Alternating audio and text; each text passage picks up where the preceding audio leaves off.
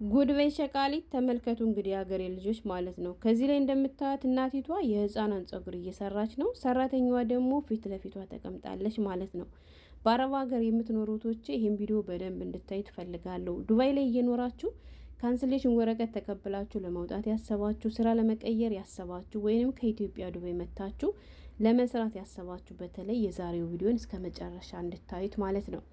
አሰላሙ አሌይኩም ወራህመቱላሂ ወበረካቱ። ክርስቲያን ወገኖቼ ሰላም ብያለሁ። እንዴት ናችሁ? እኔ ያለው አልሐምዱሊላ።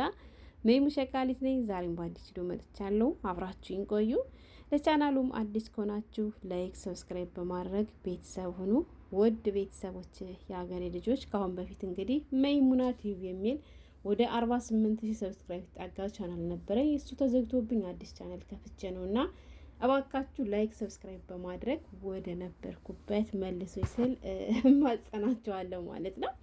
እንግዲህ ዛሬ ደግሞ ለየት ባለ ቪዲዮ ነው የመጣሁት። ቪዲዮ ምን መሰላችሁ? የሀገሬ ልጆች አንዲት በዱባይ የምትኖር የኡጋንዳ ዜግነት ያላት መዳም በጣም ብዙ ጊዜ ሰራተኛ ትቀያይራለች። እኔችን መዳም መከታተል ከጀመርኩ ቢያንስ 2 ወር ይሆነኛል። በዚህ 2 ወር ውስጥ ግን በጣም ብዙ ሰራተኞችን ስትቀያይር አይቻታለሁ። በተለይ ገና ሳያት መጀመሪያ ላይ ቲክቶክ ላይ ሳገኛት አንዲት ኢትዮጵያዊት ነበረች እና እንግሊዘኛ ቋንቋ ስለማትችል በጣም ከሚባለው በላይ ብዙ ነገር ይደርስባት ነበር ልጅቷ ማለት ነው። ቋንቋ ባለመቻሏ ይዘባበቱባታል ብዙ ነገር ወላሂ። እና እኔና መሰሎችን ጨምሮ የዚያችን ልጅ ቪዲዮ ስናይ የነበረ ኢትዮጵያኖች ከሚባለው በላይ በኮመንት የቻልነውን ያክል ለመግለጽ ለመናገርም እንዲህም እየሞከርን ነበር እና ከዚያም አልፎ ይችን ልጅ እንዴት ነው ማውጣት የሚቻለው? ኮመንት አነብ ቢሆን ወያልን ነበረ። አጋጣሚ ቲክቶክ ተጠቃሚ ካልሆነች የእነሱ አካውንት ስለሆነ ወይም እሷን ብሎክ አድርገዋት ከሆነ ላታይ ትችላለች እና እንዴት ነው መውጣት የምችለው እያልን ብዙዎቻችን ያዝንን ነበር። አልሐምዱሊላህ ያችኛዋ ልጅ በሰላም ወጣች ማለት ነው። ያች ልጅ ከወጣች በኋላ በጣም ብዙ ፊሊፒኖች፣ በነገራችን ላይ የምትቀጥራቸው ሰራተኞች ደግሞ ፊሊፒንና ኢትዮጵያኖች ነው። ፊሊፒንና ኢትዮጵያኖች ነው የምትቀጥረው ማለት ነው። እና ዛሬ የታየችው ፊሊፒን ሰራተኛ ነገ የለችም፣ እዚያ ቤት ትወጣለች ማለት ነው። ለምን እንደው አላውቅም። ሰራተኛ በጣም ትቀያይራለች።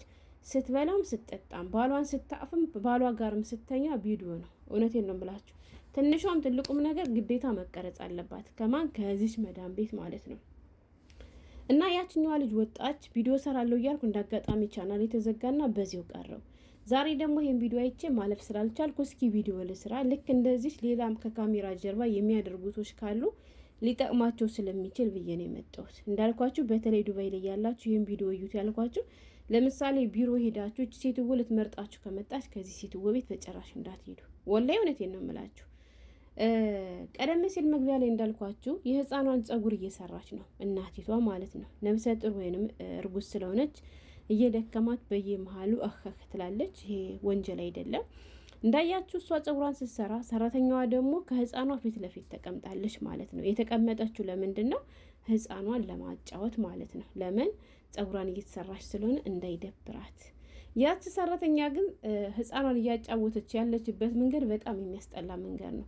ራስን በዚህ ልክ ዝቅ ማድረግ፣ ራስን ማዋረድ ወላሂ በጣም ነው የሚያስንቀን የሀገሬ ልጆች። ለምን እንዴ አትስሩ አላችሁም? ብቻ ገንዘባችን ይከፈለን፣ ራሳችን ጉልበታችን ጤንነታችን በማይጎዳ መልኩ እንስራ። እኔ ዩጋንዳ ቤት ይሁን ኢትዮጵያዊ ቤት ይሁን አረብ ቤት ይሁን ምን አገባኝ፣ ብቻ ይከፈለኝ።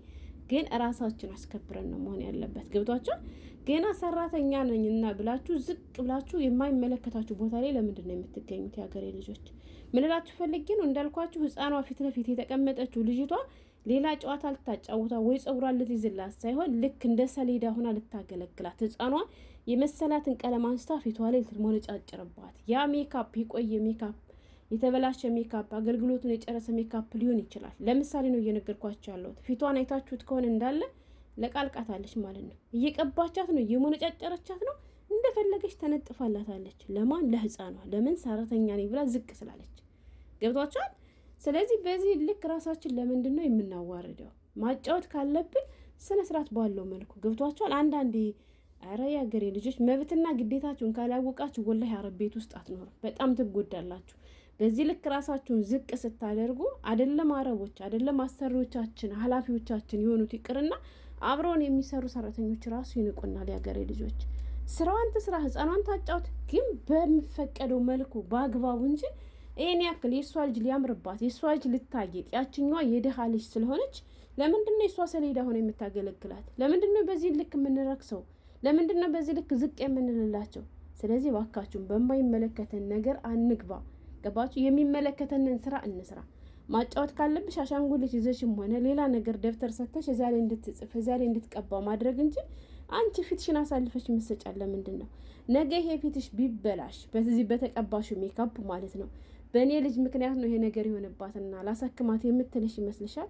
አረ የሀገሬ ልጆች አንዳንዴ ነቃ በሉ። በአላህ እንዴ በዚህ ልክ ከነሱም ብሶ ደግሞ እሺ ድህነት ነው። እነሱ ገንዘብ ስላላቸው ነው እንዲህ ያደረጉን። ችግር የለም ስሩ። እኔ ከኡጋንዳ ቤት ለምን ሰራችሁ አልላችሁም፣ ግን በዚህ ልክ አትነጠፉ። እና በዚህ አጋጣሚ ማለት የምፈልገው ዱባይ ውስጥ ይቺ ሴትዮ ቢሮ መታል መርጣችሁ ብትሉ አደራ እንዳትሄዱ በዚህ ሴትዮ ቤት።